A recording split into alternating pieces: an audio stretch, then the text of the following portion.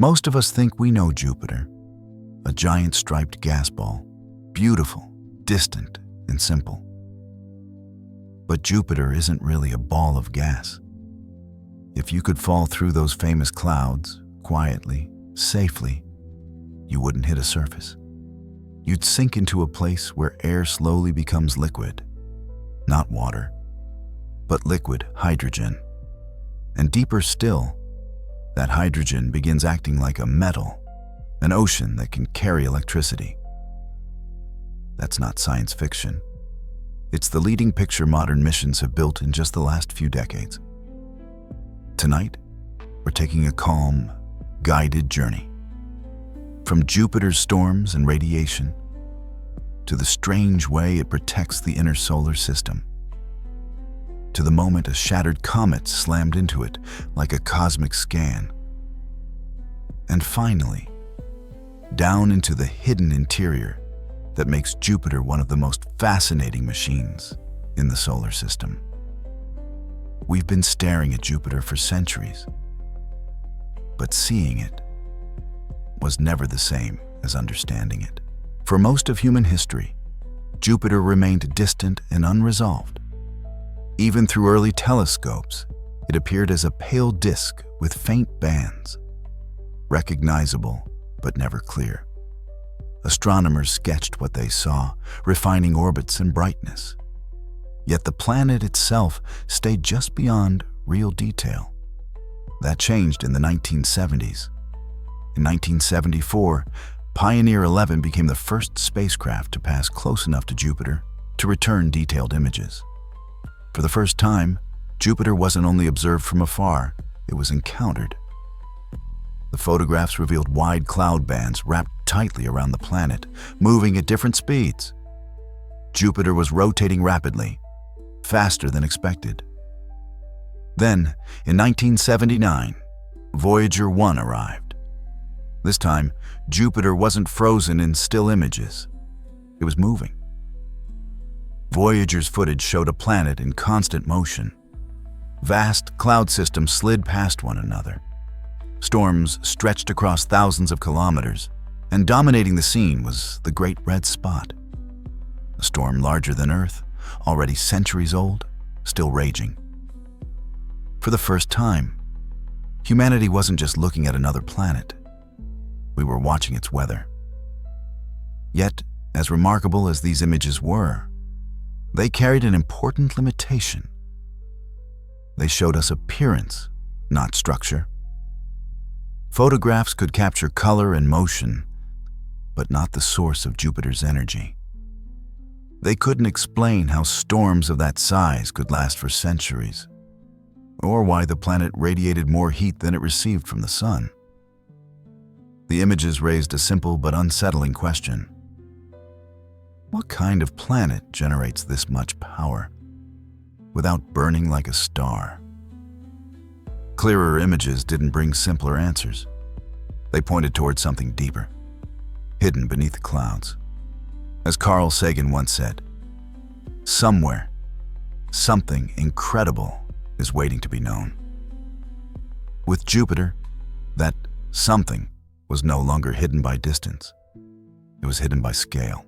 To understand Jupiter, we had to step back and look at its true scale, because size, in Jupiter's case, changes everything. Jupiter doesn't sit quietly at the edge of the solar system. It occupies a critical position just beyond the asteroid belt, in the outer regions where the sun's influence begins to loosen its grip. From there, Jupiter acts less like a distant planet and more like a gravitational anchor, shaping everything nearby. The scale of that influence begins with size. Jupiter's diameter is roughly 11 times that of Earth. In terms of mass, it outweighs our planet by about 318 times. If Earth were the size of a grape, Jupiter would be closer to a basketball. Not just larger, but fundamentally different. This size gives Jupiter a gravity unlike anything else in the solar system, short of the Sun itself. Its pull sculpts the asteroid belt, redirects comets, and quietly governs the paths of countless smaller objects moving through space.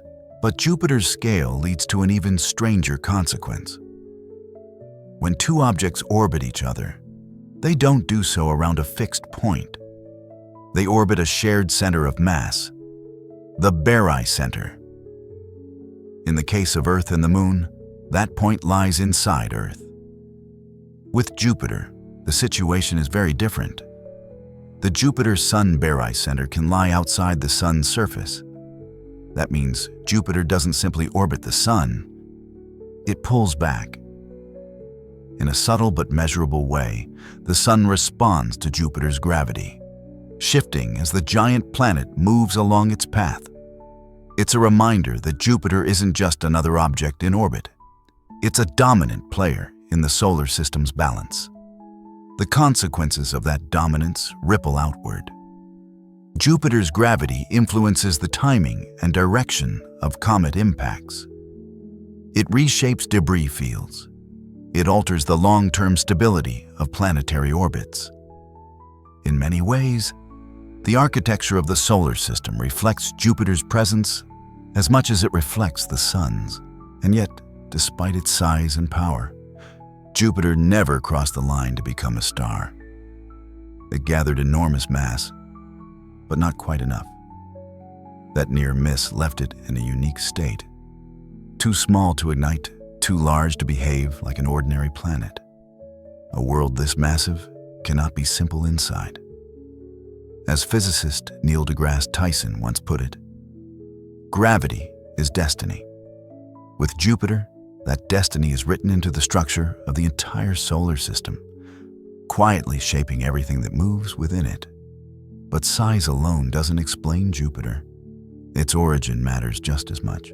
How did it form? For decades, scientists have debated two very different answers.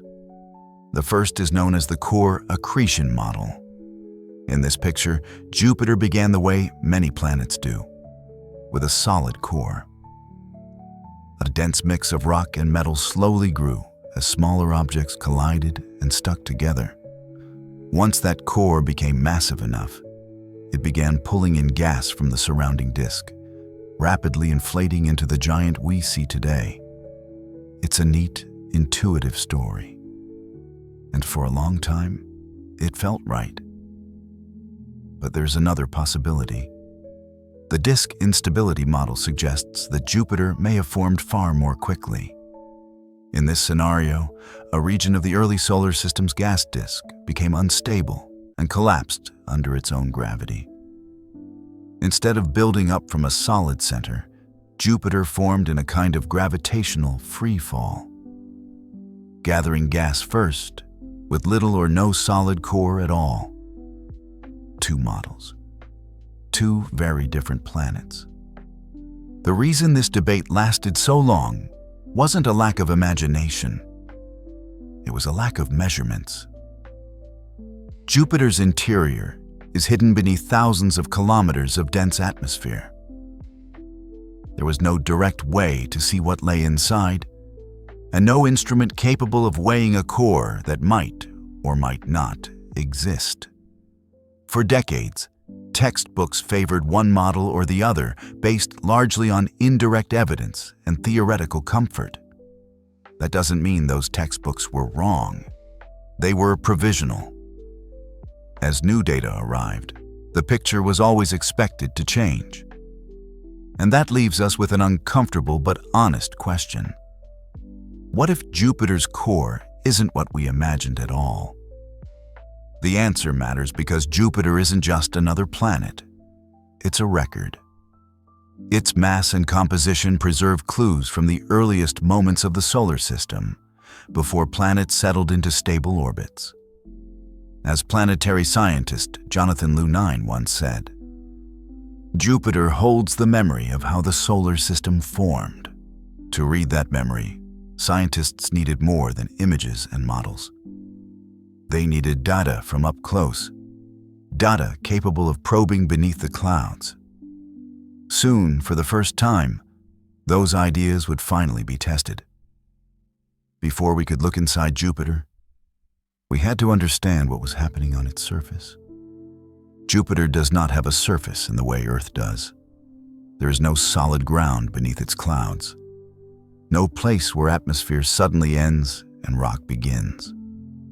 Instead, Jupiter fades gradually from one state into another, layer after layer of gas, each thicker and denser than the one above it. What we see from afar is only the outermost skin of that system. Those familiar light and dark bands, known as zones and belts, wrap completely around the planet. They are not painted on. They are the visible result of powerful convection currents deep within Jupiter's atmosphere. Hot material rises, cools, and sinks again, carrying energy upward in massive, looping motions. The lighter zones mark regions where warmer gases are rising. The darker belts trace cooler material sinking back down. Chemistry plays a role as well. Sunlight interacts with ammonia, methane, and other compounds in the upper atmosphere, subtly altering color and contrast. But chemistry alone can't explain the structure. Motion is the real architect here. Jupiter rotates astonishingly fast. A single day on Jupiter lasts just under 10 hours. That rapid rotation stretches storms sideways, pulling them into long, parallel bands that circle the planet. Instead of chaotic weather, Jupiter's atmosphere organizes itself into a striking, almost geometric pattern, one that can remain stable for decades. And then there is the Great Red Spot. Even among Jupiter's extremes, it stands apart. The Great Red Spot is a storm larger than Earth, swirling counterclockwise in the planet's southern hemisphere. It has been observed continuously for more than 3 centuries, making it the longest-lived storm ever recorded in the solar system. Its color shifts over time, from brick red to pale orange, likely driven by chemical changes in the upper atmosphere. Its size has fluctuated as well. In recent decades, the storm has slowly shrunk, yet it remains vast by any planetary standard. For a long time, the Great Red Spot was thought of as a surface feature, something dramatic but shallow. That assumption turned out to be wrong. Data from spacecraft and telescopes have revealed that the storm is not just wide, but deep. Measurements indicate that the Great Red Spot extends hundreds of kilometers below the visible cloud tops. It is anchored far beneath the level we can see, tapping into energy sources well below Jupiter's upper atmosphere. This depth changed how scientists think about Jupiter's weather. Storms of this scale are not driven by sunlight alone. Jupiter receives far less energy from the sun than Earth does. Yet its atmosphere remains dynamic, violent, and persistent. The conclusion is unavoidable. The energy sustaining these storms must be rising from below. And here is the detail that quietly reframes everything. All of the clouds we can see, every band, every swirl, every storm, occupy a layer only about 50 kilometers thick. On Earth, that would barely cover the distance from the ground to the edge of space. On Jupiter, it is almost nothing. 50 kilometers is a thin film wrapped around a planet more than 140,000 kilometers wide. The most dramatic features we can observe are confined to a layer so shallow it barely registers compared to the planet's overall size. That realization forces a shift in perspective. Jupiter's atmosphere is not the engine. It is the display. The storms, the colors, the motion. They are symptoms, not causes. They are the visible expression of processes operating far deeper inside the planet, where pressure and temperature climb to extremes we can only model, not experience. As planetary scientist Lee Fletcher has put it, what we see on Jupiter is just the visible expression of much deeper processes. In other words, Jupiter's weather is not just weather. It is a signal that something immense is happening below the clouds, something powerful enough to drive storms larger than Earth, maintain them for centuries, and organize the atmosphere of an entire planet into motion. If the surface looks this energetic, if a layer just 50 kilometers thick can appear so violent and alive, then whatever is happening underneath must be far more extreme. If Jupiter's clouds are the visible display, then its magnetic field is the proof that something deeper is working. Jupiter is surrounded by the largest magnetosphere in the solar system, a vast, invisible region dominated by the planet's magnetic influence. It is so large that, at times, it can extend millions of kilometers into space, forming a kind of magnetic shield around the giant. And that shield is powerful. Jupiter's magnetic field is far stronger than Earth's, strong enough to trap charged particles and accelerate them to extreme energies. Those particles spiral along magnetic lines, slamming into Jupiter's upper atmosphere near the poles and creating auroras that can glow with haunting brightness. Beautiful, silent, and intensely violent in the physics behind them. That same trapped energy forms Jupiter's radiation belts. From a distance, Jupiter looks calm. But close to the planet, the environment becomes one of the harshest places a spacecraft can enter. The radiation can be strong enough to damage electronics, degrade instruments, and shorten mission lifetimes. This is why probes like Juno were built with heavy shielding, because at Jupiter, the danger isn't only what you can see, it's what you can't. And then there's Io. Io orbits inside Jupiter's magnetic influence like a spark inside a generator. As it moves through Jupiter's magnetic field, it interacts with streams of charged particles. The result is an electrical connection, often described as a flux tube, linking Io to Jupiter along magnetic field lines. It's not a metaphor. It's a real physical circuit written across space, feeding energy into Jupiter's auroras and adding yet another layer to the system's complexity. All of this leads to a simple, unavoidable question. Where does a magnetic field like this come from? A field this strong cannot be produced by clouds and sunlight. To generate it, you need three things. First, you need a material that can conduct electricity. Second, you need motion, continuous, large-scale flow that can move that conducting material through magnetic space. And third, you need enormous scale, because the strength and structure of a magnetic field reflect the size and energy of the engine producing it. Jupiter checks all three boxes, which means Jupiter's magnetosphere isn't just an interesting feature around the planet. It's a clue, one of the strongest clues we have, that deep inside Jupiter, there must be a vast region where matter behaves very differently than it does on Earth. A place where pressure changes the rules, and where the planet's interior can behave like a machine, quietly converting motion into magnetism, magnetism into radiation, and radiation into an invisible storm that surrounds the planet.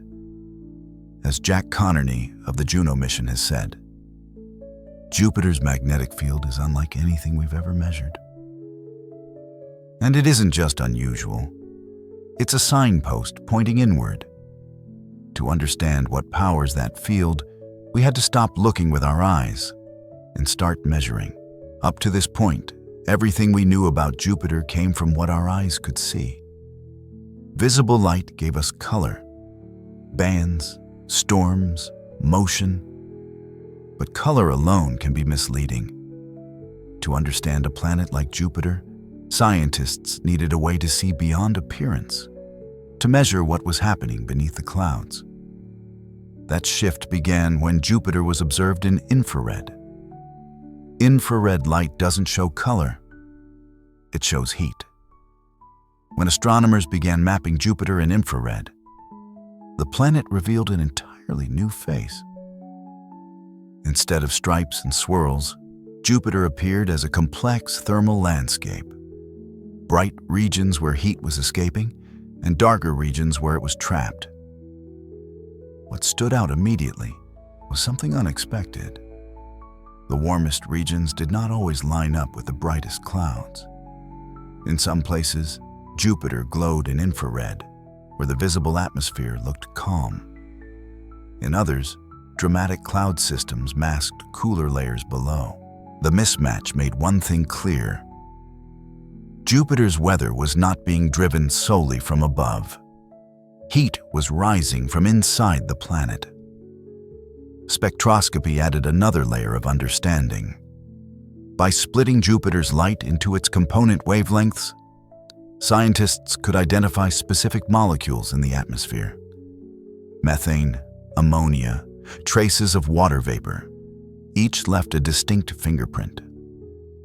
These measurements transformed Jupiter from a picture into a data set, allowing researchers to analyze it as a physical system rather than a distant object. Together, infrared imaging and spectroscopy turned Jupiter into something like a planetary scan, a thermal map, a chemical inventory, a record of energy and motion, and the results pointed in a single direction. Jupiter was emitting more energy than it received from the Sun. That fact alone was enough to change the conversation. At Jupiter's distance, sunlight is weak. It cannot account for the heat pouring out of the planet's interior. Whatever was warming Jupiter, whatever was sustaining its storms and feeding its atmosphere, had to be internal. The Sun, it seemed, was not the main power source. This realization brought a sudden clarity. Jupiter was not simply reflecting energy back into space. It was releasing energy that had been stored since its formation, slowly leaking outward through layers of gas and cloud. As astronomer Imke de Pater once explained, infrared lets us see what visible light hides. What it hid, in Jupiter's case, was a deep, persistent heat engine, one that had been operating for billions of years. The planet we thought we understood began to look less like a passive world and more like an active system driven from within. Every storm, every band, every shifting cloud layer now seemed connected to something far deeper than sunlight or surface winds. And just as scientists were beginning to piece that picture together, nature intervened. In 1994, Jupiter was struck, not once, but repeatedly. And the impacts would expose parts of the planet no instrument had ever been able to reach. By the early 1990s, Jupiter had already challenged nearly everything scientists thought they knew about giant planets. Then, in 1994, something happened that no one could have planned, and no laboratory could have reproduced. A comet was captured. Shoemaker-Levy 9 had once been a single icy body, quietly orbiting the Sun. But when it passed too close to Jupiter, the planet's gravity did what gravity at that scale always does. It tore the comet apart. The result was a broken chain of fragments, roughly 20 to 23 pieces, most often counted as 21, stretched out like beads along a single orbit. Each fragment was now on a collision course, and there was no escape. Over the course of 6 days, from July 16th to July 22nd, 1994, those fragments struck Jupiter one after another, not all at once, not in a single dramatic flash, but repeatedly, methodically, like a slow-motion catastrophe unfolding across nearly a week. Each impact occurred at a speed of roughly 60 kilometers per second, about 216,000 kilometers per hour, faster than any spacecraft ever launched by humans, faster than any weapon ever built. The largest fragments were estimated to be up to 2 kilometers wide. When they hit, they didn't simply disappear, they exploded. Fireballs erupted deep within Jupiter's atmosphere, releasing energy far beyond anything seen on Earth. Columns of debris, plumes, shot upward thousands of kilometers above the cloud tops, briefly rising higher than the planet's own visible atmosphere before falling back down. When Jupiter rotated and those impact sites came into view, the scars were unmistakable. Dark, bruised regions spread across the planet, some larger than Earth itself. They were not fleeting marks. They persisted for months, slowly fading as Jupiter's atmosphere absorbed and redistributed the debris. For the first time in history, humanity was watching a planet being struck again and again by an object large enough to alter its atmosphere on a global scale. And Jupiter endured it. That alone was astonishing. But the true importance of Shoemaker-Levy 9 went far beyond spectacle. Jupiter had just performed two roles at once. First, it acted as a shield.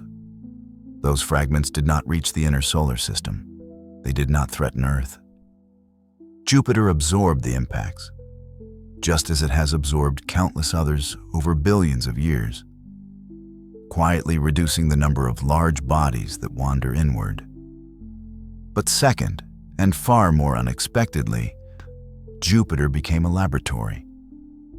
The impacts forced material from deep within the planet upward into the upper atmosphere. Gases that normally remain hidden below the clouds were suddenly exposed, mixed with debris from the comet itself. For planetary scientists, this was unprecedented. No probe could ever dive that deep and survive. No instrument could drill into a gas giant. But Shoemaker-Levy 9 had done the impossible. It lifted Jupiter's interior into view. In effect, the planet had been scanned. Like a natural CT scan, the impacts revealed how Jupiter responded internally to extreme energy input. They showed how heat moved, how material circulated, how quickly the atmosphere could recover from a planetary-scale disturbance. And perhaps most importantly, they confirmed something scientists had only suspected. Jupiter was not a passive ball of gas. It was active, resilient, and deeply structured. The energy released by the impacts did not disrupt the planet's overall behavior. The storms continued. The bands reformed. The magnetic environment remained intact. Jupiter absorbed the violence and kept working. That resilience told a deeper story. A planet capable of withstanding repeated impacts at those energies must have an internal structure capable of redistributing heat and momentum on a massive scale. The shocks didn't end at the cloud tops. They traveled downward, interacting with layers far below the visible atmosphere. Shoemaker-Levy 9 did not answer every question, but it narrowed the field.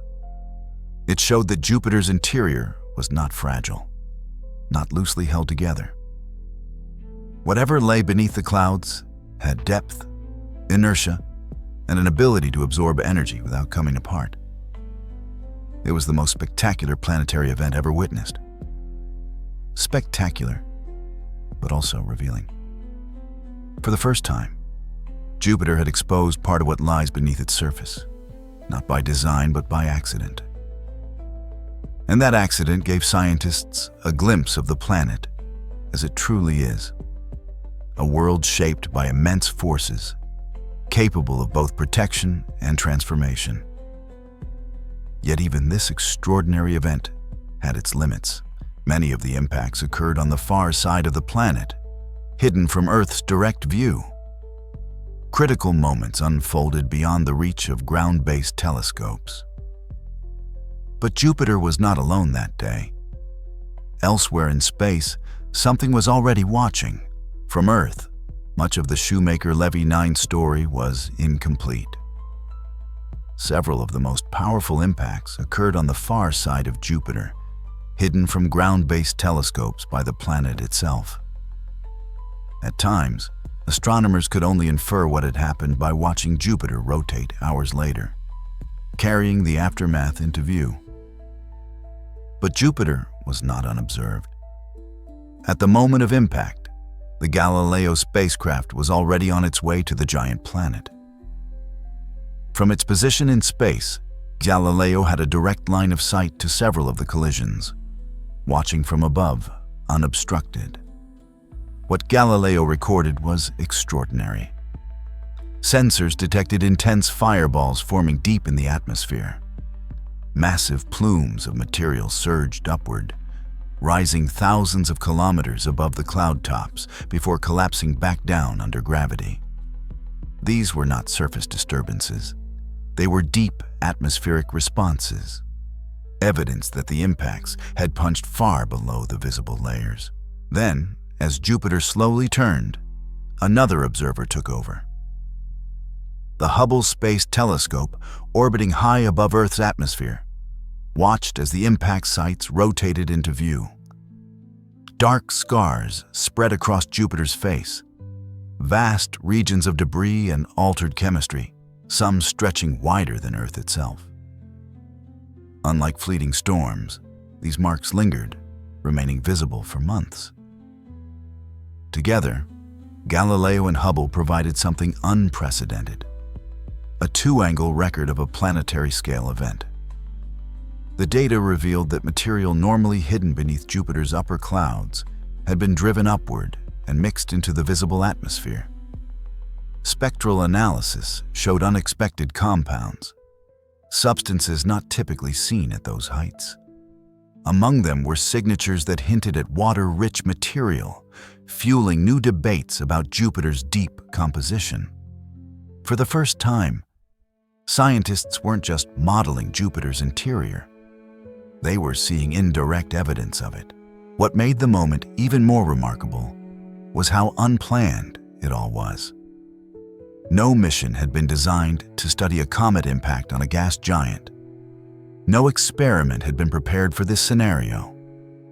And yet, by chance, the right instruments were in the right places at exactly the right time. We were witnessing processes no one had ever seen before. The destruction of Shoemaker Levy 9 had become data. And that data pointed to a conclusion that could no longer be ignored. If scientists wanted real answers about Jupiter's interior, they would need a mission built specifically to look beneath the clouds, deliberately, precisely, and from close range. For decades, Jupiter's interior remained a matter of inference. Scientists built models. They tested theories. They argued politely, and sometimes not so politely, about what might be hidden beneath the clouds. But without direct measurements, even the best ideas remained provisional. That changed with Juno.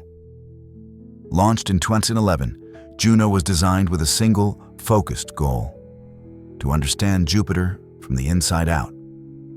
5 years later, in 2016, it arrived at the giant planet and began a mission unlike any before it. Juno does not orbit Jupiter the way most spacecraft orbit planets. Instead, it follows a long, looping polar orbit, diving from North Pole to South Pole on each pass. This trajectory was chosen for two reasons. First, it allowed Juno to map the planet's gravity and magnetic fields in 3 dimensions. Second, it helped the spacecraft avoid the worst of Jupiter's radiation belts, which are concentrated near the equator. Even so, the environment was brutal. Juno was built like a vault, its most sensitive electronics sealed inside a titanium radiation shield. At Jupiter, survival itself was part of the experiment. What made Juno different wasn't just where it went, but what it carried. Its instruments were designed to measure gravity, magnetism, and microwaves with unprecedented precision. By tracking tiny changes in Juno's motion as it flew past Jupiter, scientists could map subtle variations in the planet's gravitational field, variations that reveal how mass is distributed deep inside.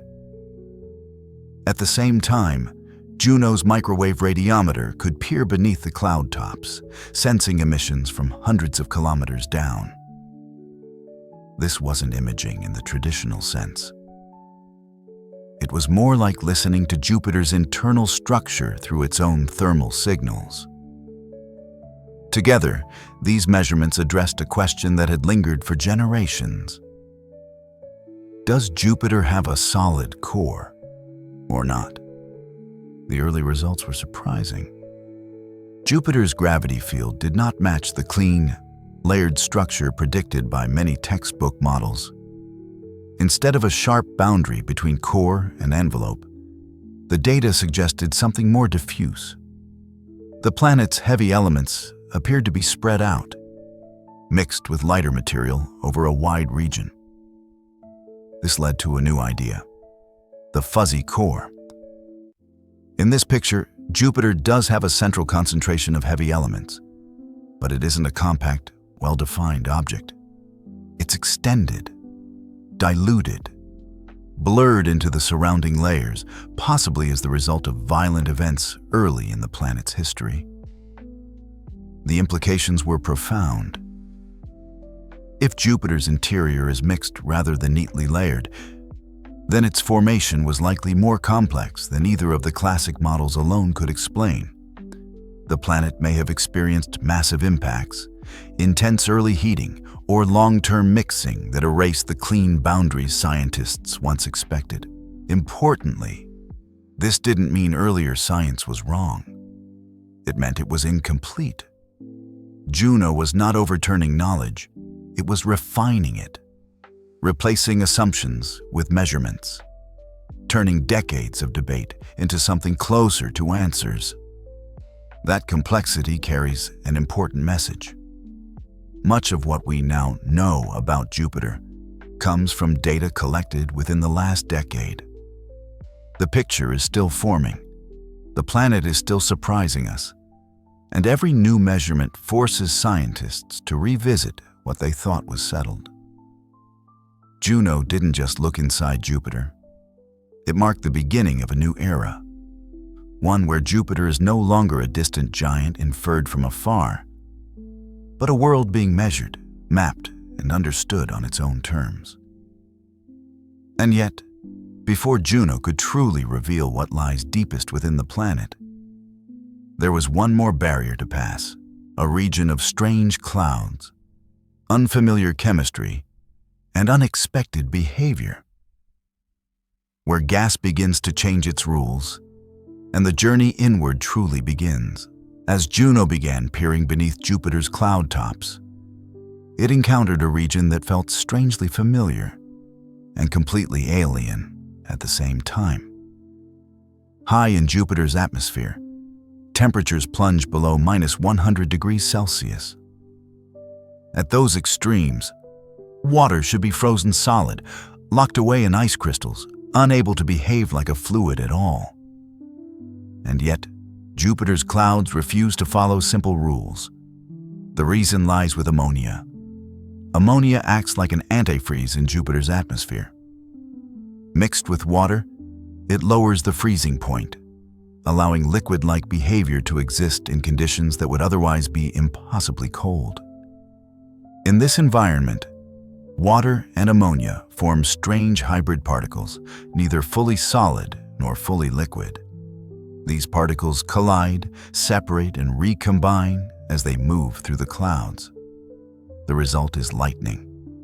Jupiter's lightning is driven by the same basic mechanism as Earth's, electrical charge separation, but under very different conditions. Collisions between ice crystals and liquid ammonia droplets create powerful electrical imbalances. When those charges discharge, massive bolts of lightning flash through the clouds, illuminating storms hidden far below the visible surface. From this activity emerges one of Jupiter's strangest discoveries: so-called mushballs.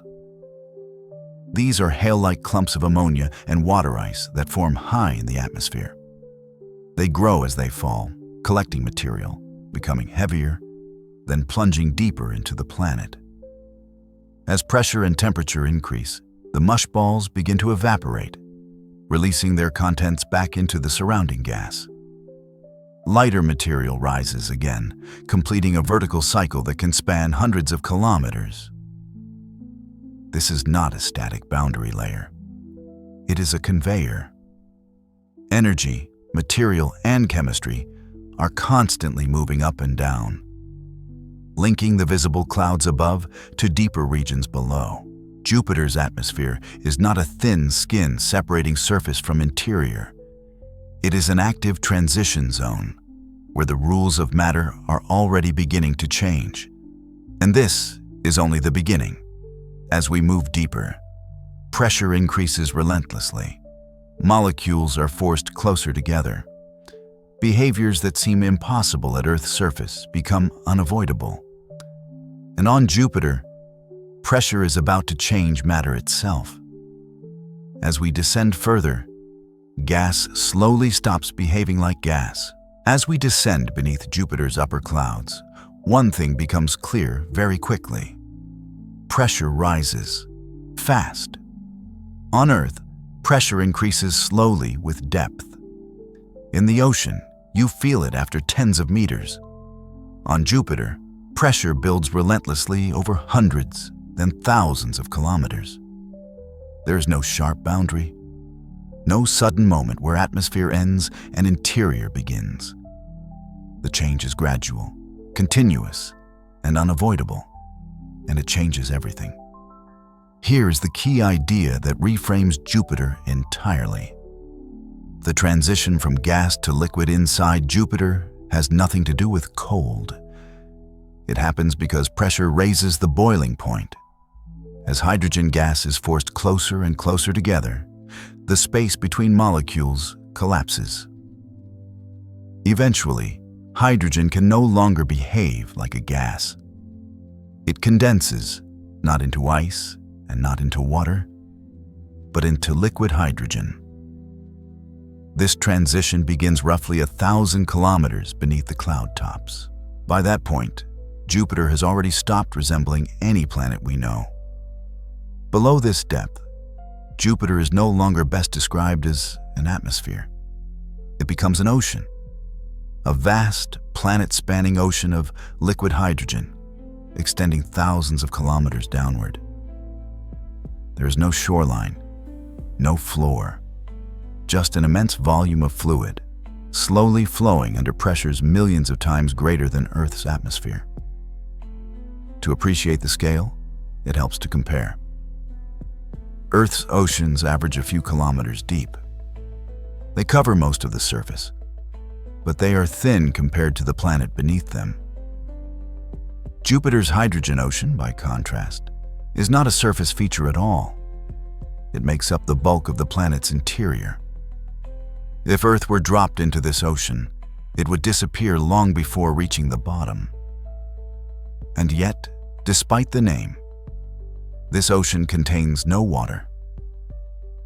Liquid does not mean familiar. Liquid hydrogen is transparent, dense, and exotic. It behaves according to physical rules we can test only in laboratories for brief moments under extreme conditions. Inside Jupiter, those conditions persist continuously, shaping the planet from within. This is why Jupiter has no surface. There is no point where you could land, no solid layer waiting below. As you descend, gas becomes fluid, fluid becomes denser fluid, and the distinction between atmosphere and interior simply fades away. Jupiter never becomes solid. That realization quietly overturns the common image of the planet. Jupiter is not a ball of gas wrapped around a hidden core. It is a liquid world, dominated by pressure rather than temperature. Its defining feature is not a surface, but a continuous gradient. From thin gas to dense fluid, governed by gravity and compression. And this liquid interior explains much of what we observe above. Heat rises slowly through the hydrogen ocean, feeding storms and convection. Energy stored since Jupiter's formation leaks outward over billions of years, sustaining atmospheric motion long after sunlight fades. The planet's immense gravity keeps everything bound together, allowing liquid behavior to persist on a scale that simply cannot exist on smaller worlds. When viewed this way, Jupiter begins to make sense. The storms, the heat, the persistence, they are not surface phenomena at all. They are expressions of a deep, slow engine operating within a liquid planet. It is something stranger and more elegant. A planet without a surface. A world shaped by pressure rather than rock. An ocean that never ends. And even this is not the deepest layer. Because as pressure continues to rise, hydrogen begins to change once again, taking on properties even more unfamiliar, and revealing the source of one of Jupiter's most powerful features. Deeper still, hydrogen starts to behave like something else entirely. As we move deeper into Jupiter's interior, pressure becomes the dominant force. At the level of the liquid hydrogen ocean, matter is already behaving in ways that feel unfamiliar. But Jupiter doesn't stop there. The pressure continues to climb, compressing hydrogen far beyond the point where it can behave like an ordinary fluid. And then, quietly, hydrogen crosses a threshold. Under extreme pressure, hydrogen is forced into a state where its electrons are no longer bound tightly to individual atoms. The electrons begin to move freely, separating from their protons in a collective, fluid way.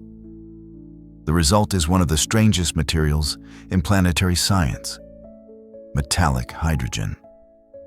Despite the name, this is not a solid metal core. It is a liquid that conducts electricity.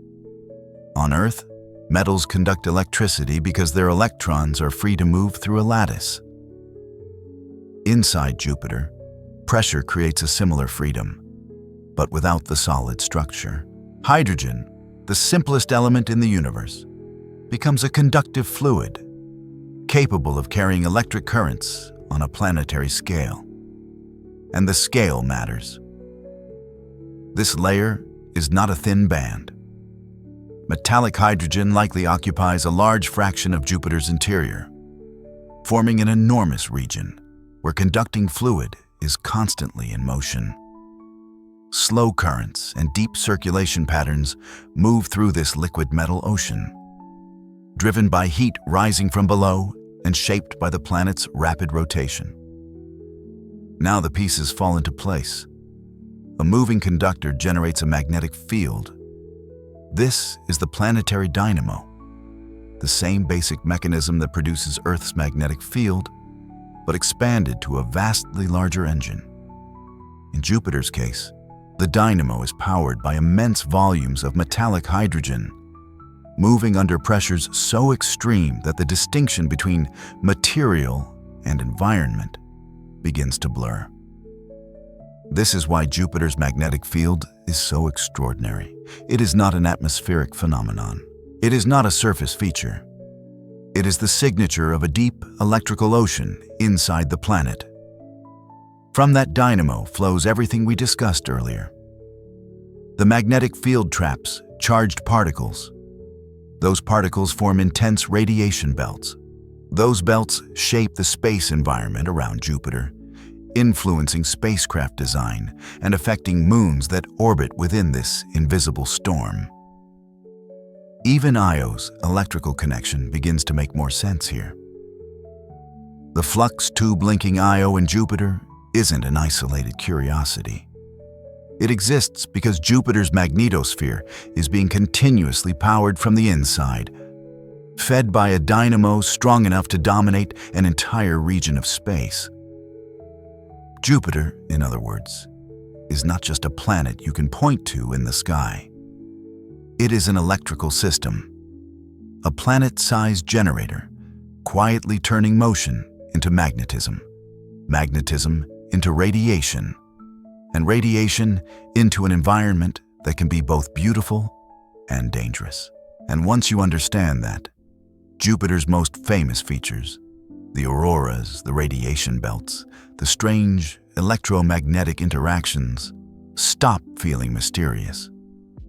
They become the visible consequences of a hidden interior, doing exactly what physics predicts under unimaginable pressure. It is the missing link between what we see and what Jupiter truly is. But even this powerful layer is not the end of the story. Because beneath this electric ocean, we finally approach the region that once seemed simplest. What we used to call the core, and Jupiter is about to challenge that idea too. For a long time, Jupiter's core was imagined as something simple. A dense, compact center made of rock and metal, a clear boundary, a solid foundation beneath layers of gas and liquid. It was a reasonable picture, and for decades, it was the one found in textbooks. Then Juno arrived. As its gravity measurements grew more precise, a quiet inconsistency emerged. The way Jupiter's mass was distributed did not match a planet with a small, sharply defined core. Instead of a clean transition from core to envelope, the data suggested something blurred, spread out over a much larger region than expected. This led to a new idea: the fuzzy core. In this model, Jupiter does have a central concentration of heavy elements, but it is not a compact object. Rock, metal, and heavier compounds appear to be mixed with lighter material, gradually fading outward rather than stopping at a clear boundary. There is no hard line you can point to and say, the core ends here. While even more surprising is the possible scale. Some models suggest that this diluted core could extend across nearly half of Jupiter's radius. Not half the volume, half the radius. On a planet this large, that represents an enormous region where heavy elements and hydrogen are thoroughly blended. That raises an obvious question. How did a core like this form? One leading explanation points back to Jupiter's earliest days. In the young solar system, collisions were common and violent. According to one hypothesis, Jupiter may have been struck by a massive protoplanet, perhaps 10 times the mass of Earth, while it was still forming. Such an impact would not have shattered Jupiter, but it could have stirred its interior, dispersing heavy elements upward and erasing the sharp boundaries of a traditional core. In effect, the planet may have been partially remixed from the inside out. This idea helps explain the fuzzy structure, but it introduces a new mystery. Why hasn't Jupiter settled back into layers? Over billions of years, gravity should encourage heavier material to sink. Yet Jupiter's interior appears to remain mixed, suggesting ongoing processes, convection, heat flow, or compositional gradients that continue to resist complete separation. The planet, it seems, is still evolving.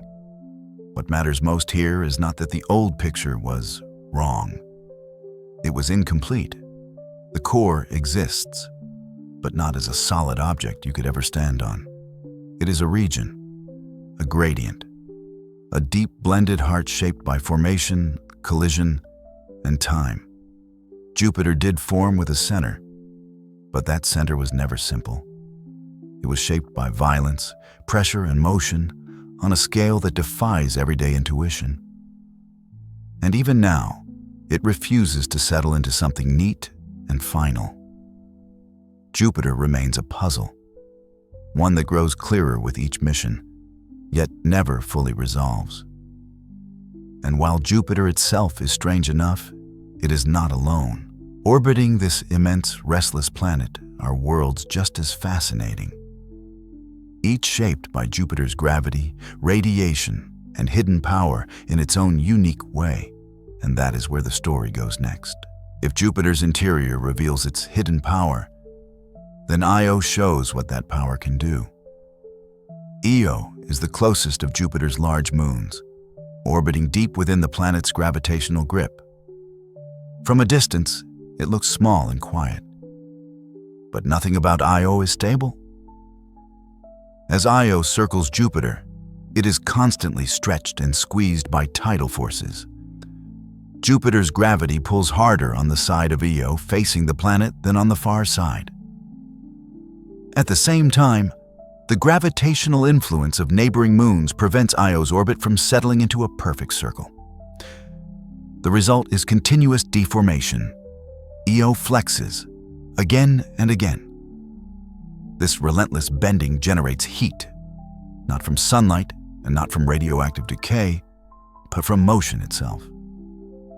The energy builds deep inside the moon, melting rock and driving magma upward toward the surface. The consequence is extreme. Io is the most volcanically active world in the solar system. Hundreds of volcanoes dot its surface. Some erupt continuously. Others explode without warning, sending towering plumes hundreds of kilometers above the moon. These eruptions are not rare events. They are part of Io's normal state. Seen from space, the plumes rise like ghostly umbrellas, briefly suspended before falling back down. Lava flows spread across the surface, erasing older features. Impact craters rarely last. Io's landscape is constantly being renewed, rewritten by heat and motion. This destruction has an unexpected effect. It keeps Io young. While many moons preserve ancient surfaces billions of years old, Io's face is always new. Gravity tears it apart, but that same violence prevents it from growing old and quiet. Io's interaction with Jupiter doesn't stop at geology. As Io moves through Jupiter's immense magnetic field, it releases charged particles into space. These particles follow magnetic field lines, forming a powerful electrical connection, a flux tube, between the moon and the planet. Energy flows along this invisible bridge, feeding Jupiter's auroras and linking the fate of the moon directly to the planet's electromagnetic environment. In this way, Io becomes part of Jupiter's internal machinery. The moon is not merely orbiting the planet. It is actively participating in Jupiter's system, contributing material, energy, and motion. The same forces that generate Jupiter's magnetic field and radiation belts are shaping Io from the inside out. Io shows Jupiter at its most intense. Gravity here is not gentle. It is not stabilizing. It is transformative and destructive at the same time. Jupiter's influence reaches far beyond its clouds, extending outward to reshape entire worlds. Yet Io is only one expression of that power. Move just one orbit farther from Jupiter, and the story changes. The violence fades. The heat quiets. And in its place, a very different kind of mystery begins to emerge. Just beyond Io's violent orbit lies a world that feels almost quiet by comparison. Europa is smaller, colder, and far more restrained on the surface. At first glance, it appears smooth and pale, wrapped in a shell of ice. There are few impact craters, no towering volcanoes, no signs of chaos like those seen on Io. But Europa's surface tells a subtler story. Long, dark cracks, called lineae, stretch across the moon in complex, intersecting patterns. They look less like scars from impacts and more like fractures caused by motion beneath the ice. The surface appears to have shifted, broken, and refrozen many times over. That observation led to a radical idea. Beneath Europa's icy shell, there may be a global ocean of liquid water. The evidence is indirect but compelling. Measurements of Europa's interaction with Jupiter's magnetic field suggest the presence of a conductive layer below the surface, most easily explained by salty liquid water. In recent years, observations have also hinted at water plumes, possibly erupting through cracks in the ice and venting material into space. Like Io, Europa is shaped by tidal heating. Jupiter's gravity flexes the moon as it orbits, generating heat deep inside. But unlike Io, that heat is not expressed as volcanism. Instead, it keeps water from freezing solid, maintaining a hidden ocean in permanent darkness. This changes how we think about where life might exist. On Earth, sunlight drives most ecosystems. On Europa, sunlight never reaches the ocean. And yet, the basic ingredients for life appear to be present: water, energy, and chemistry. Tidal heating provides warmth. The ocean provides a stable environment. Interactions between water and the moon's rocky interior could supply chemical gradients, sources of energy life can use. Europa does not promise life. It offers possibility. A world where warmth comes from gravity rather than the sun, where an ocean exists beneath kilometers of ice, shielded from radiation and surface chaos, where conditions may remain stable for millions or billions of years. This is what makes Europa so compelling. It suggests that life does not need open skies or daylight. It does not require a surface ocean or a familiar environment. It needs balance and time. Europa represents a quiet hope, set against the violence of Jupiter's system. A reminder that extreme worlds can still harbor calm places, hidden far from view. And yet, as remarkable as Europa is, it is not the largest moon orbiting Jupiter. Move farther out, and another world emerges. One that is bigger, more complex, and in some ways, even more surprising. A moon with its own magnetic field, and a story that expands Jupiter's influence even further. Farther from Jupiter, the violence eases. The tides are weaker, the radiation softens, and the system begins to reveal a different kind of complexity. Ganymede is the largest moon in the solar system, so large that it is bigger than Mercury. If it orbited the Sun instead of Jupiter, it would easily be classified as a planet. Yet it remains bound to Jupiter, shaped by the giant's gravity in quieter, subtler ways. For a long time, Ganymede seemed unremarkable, cold, ancient, geologically calm. Then came the surprise. Ganymede has its own magnetic field. This discovery set it apart from every other known moon. Magnetic fields are usually associated with active planetary interiors, liquid, conductive material in motion. For a moon to generate one, something inside must still be working. Ganymede, it turns out, has a heart. Current models suggest a layered interior. An outer shell of ice gives way to subsurface oceans of salty water, separated by layers of high-pressure ice. Deeper still, a rocky mantle surrounds a metallic core capable of sustaining a magnetic dynamo. This structure makes Ganymede a hybrid world, part moon, part planet. Unlike Europa, where the ocean may lie directly beneath the ice, Ganymede's water appears to be trapped between multiple layers, some liquid, some solid. These high-pressure ice phases create barriers, limiting the exchange of energy and chemistry between the ocean and the rocky interior below. That distinction matters. On Europa, interaction between water and rock could supply chemical energy. On Ganymede, that interaction may be reduced, making the environment more isolated and stable, but also less dynamic. It's a quieter world, less dramatic, more complex. And that complexity is its defining trait. Ganymede challenges the idea that size alone determines a world's potential. Despite being enormous for a moon, its internal structure may limit habitability. At the same time, its magnetic field shields parts of the surface from Jupiter's radiation, creating localized environments that behave almost like miniature planetary systems. In this way, Ganymede reflects Jupiter's influence in a new form. The giant planet doesn't just dominate its moons through gravity and radiation. It enables diversity, creating worlds that follow similar physical laws but express them in profoundly different ways. Some burn with constant volcanism. Some hide oceans in the dark. Some generate magnetic fields of their own.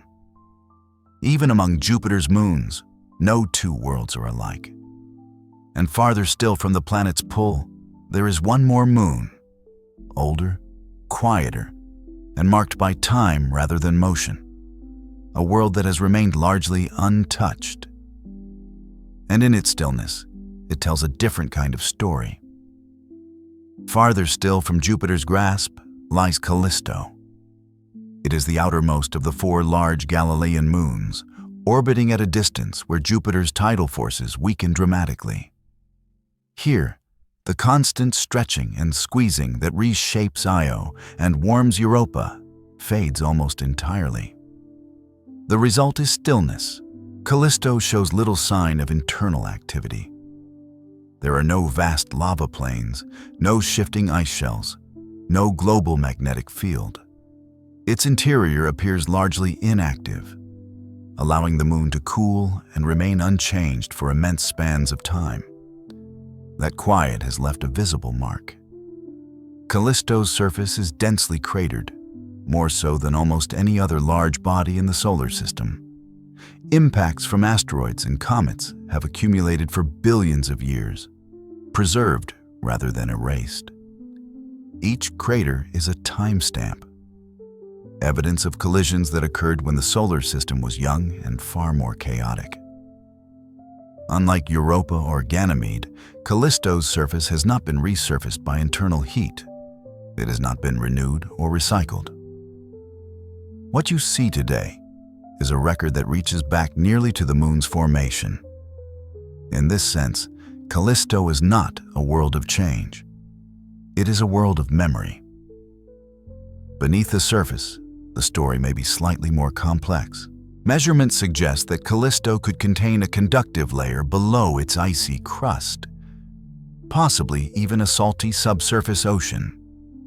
If so, it would be deep, isolated, and largely cut off from the rocky interior, unlikely to support the chemical activity associated with life. But habitability is not Callisto's role. Its value lies elsewhere. Callisto preserves the history that other worlds erased. While Io rewrites its surface through volcanism, and Europa fractures its ice through tidal motion, Callisto keeps what it is given. It holds on to scars rather than healing them. This makes it invaluable to science. By studying Callisto, scientists can reconstruct the timing and intensity of impacts across the outer solar system.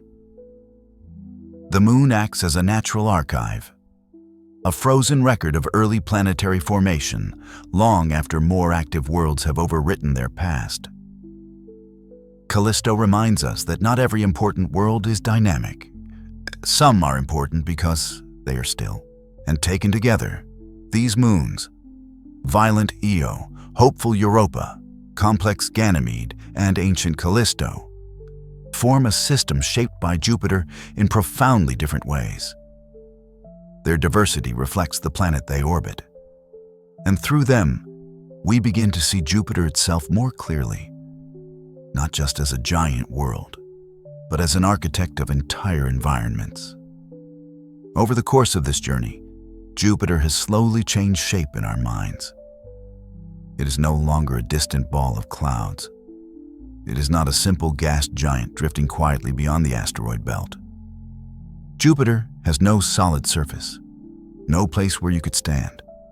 Instead, it fades from atmosphere into fluid, and from fluid into pressure, into a vast ocean of liquid hydrogen, thousands of kilometers deep. Beneath that, hydrogen itself changes character, becoming a metallic liquid capable of carrying electric currents on a planetary scale. and deeper still lies a fuzzy core. Not a neat, solid center, but a blended heart shaped by formation, motion, and ancient impacts. Jupiter is not built in layers. It is built in gradients. That hidden structure does not stay hidden. It drives storms larger than Earth. It generates the strongest magnetic field in the solar system. It surrounds the planet with radiation, auroras, and invisible force. And its influence extends outward. Io burns with constant volcanism, reshaped by gravity's grip. Europa hides a dark ocean beneath ice, warmed without sunlight. Ganymede carries a magnetic heart of its own, complex and quiet. Callisto preserves the memory of the early solar system, untouched and ancient.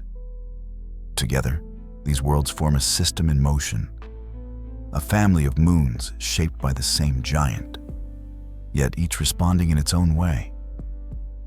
Jupiter, in this sense, is not just a planet. It is a natural machine, still running. Its storms continue to turn. Its magnetic fields continue to flow. Its moons continue their endless orbits. All of this happens whether we watch or not. And there is something reassuring in that. We don't need to solve every mystery tonight. We don't need to understand every layer, every process, every unanswered question.